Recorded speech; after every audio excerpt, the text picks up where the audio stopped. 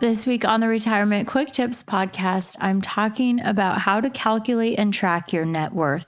And today I want to talk about using your net worth, your completed net worth statement to track your financial health. We went through yesterday how to track your liabilities, kind of tying it all together. The day before that, we went over the assets. So if you've gone through this exercise, and it can take a little bit of time to kind of get all of your statements together and figure that out, and that's fine. But I want to go through this, even if you haven't completed it yet, to give you a little bit of a nudge to get to the finish line of completing this net worth worksheet. Because if you complete it and you email it to me, the first 5 people who send me their net worth worksheet, I'm going to do a free assessment. We'll look at what your total net worth is, the balance of your assets and liabilities. We'll dig a little deeper into each section and make sure that you have the right amount of cash, the right amount of invested assets relative to your net worth, and you don't have excessive debt as well. So if you want that free assessment, I'm actually going to do this for our clients as a project this year. But if you're not a client, I'm going to do it for an additional 5 listeners for free. So if and when you complete your net worth worksheet, email it to me at ashleym@truenorthra.com. And if you're one of the first 5 people to do that, then I will do the assessment with you and for you. And it should help you to get some clarity about if you're making progress towards your financial goals. You can do this on your own too. You don't need to use me to do that. So how do you use your completed net worth statement to track your financial health, your progress towards your goals? Again, if you haven't downloaded the worksheet, you can go to truenorthra.com/net worth. So I'm assuming you've gone through the exercise, you've totaled up all your assets, you've totaled up all your debts, liabilities, and now you have a clear picture of what you own, your assets, and what you owe, your liabilities. Great. Now, what do we do with that? Well, you can use it to set realistic goals. You can make better decisions about how much you should have in each category, how much cash you should have for emergencies, balancing that with other financial goals like saving for retirement and a 401k. So you can do all of that, make better decisions, how you should allocate your money. And you can use it to see whether or not you're on track to meet your goals. If you want to retire, when do you want to retire? Are you making progress in that direction? How are you tracking for retirement? Is your net worth increasing or decreasing? Honestly, right now, if it's decreasing, there better be a good reason for it because home values are going up, investment values are going up. So, you can see, how am I doing over time? How does my net worth today compare with how it was a year ago, 2 years ago, etc.? Are you where you should be given your age and your income? Now, we want to be careful about comparing ourselves to others. That's not a good thing for the most part, but we want to compare ourselves to where we should be given your age and your income. Now, what do I mean by that? A good benchmark for this and tracking your financial health is the wealth accumulation calculation. Now, I didn't come up with this. This is from the book, The Millionaire Next Door. And in this book, it talks about, are you an average accumulator of wealth? Are you a prodigious accumulator of wealth, or are you an under accumulator of wealth? There's a pretty easy way to figure that out from this book, The Millionaire Next Door. It's a formula. So your expected net worth is 10%, multiply that by your current age, multiply that by your income, and that gives you your expected net worth. Now, you can compare that to your actual net worth, and you can easily do that because you just went through the exercise of filling out that worksheet.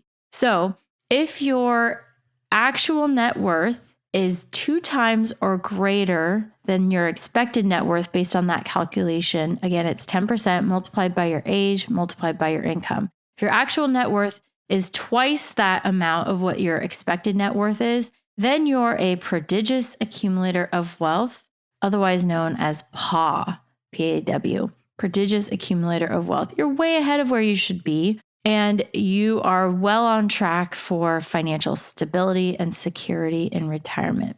Then we have average accumulator of wealth, and that is if your actual net worth is equal to or pretty close to your expected net worth. I wouldn't split hairs over small deviations because, again, these are estimates, these are ballpark. your actual net worth could be 1.5 times your expected net worth, or it could be slightly less than 1 times your expected net worth. That's fine. If it's in the ballpark, you can kind of slot yourself into one of these categories. You're an average accumulator of wealth if your actual net worth equals or is close to your expected net worth. Again, it's 10% multiplied by your age, multiplied by your income. This is a very important exercise to go through because it will help you to see, am I ahead?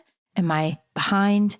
Am I on track? That is one of the most important questions. It's probably on your mind. It's maybe top of mind. Am I on track for where I need to be? I want to retire in 3 years or 5 years or 10 years or whatever that is. Your asset picture is going to change, but at least no matter what your age is, if you're 39 like me, or if you're 59 or 69, you can see where you are because it's based on the stage of life that you're in, your age. And it considers your income too. So someone who has a really high income should have a much higher net worth than someone who worked their career and averaged $40,000 or $50,000 of income throughout the life of their career. You don't need to have a $5 million net worth if you made $50,000, but you might need a $5 million net worth if your income was much higher than that to maintain your lifestyle.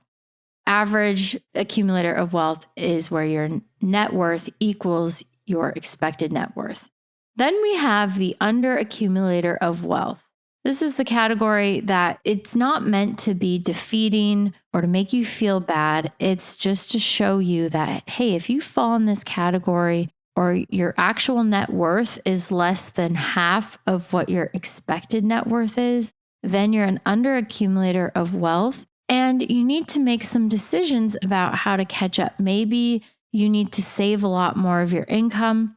Maybe you need to increase your emergency expenses because you get into this hamster wheel of not having enough in savings, and then you take on too much debt, and that prevents you when you have emergencies, and then that prevents you from saving enough, etc. Maybe you need to delay retirement. So this is saying, we're behind where you need to be at this point in order to have financial stability, and we need to do something to catch up.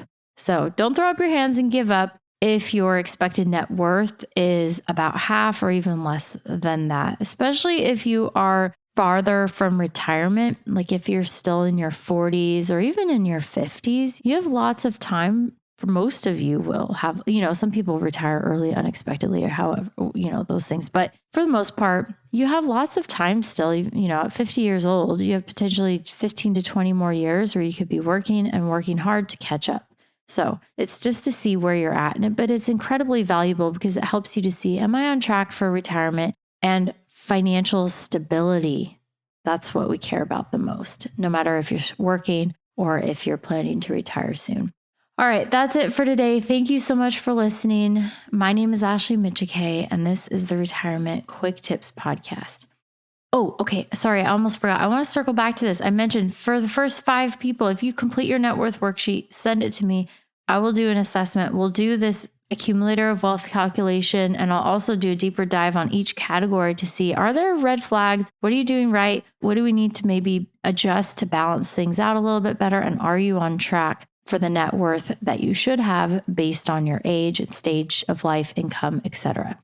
Email me your completed worksheet, ashleym@truenorthra.com. If you're one of the first 5 listeners to do this, I'll do this assessment for you for free.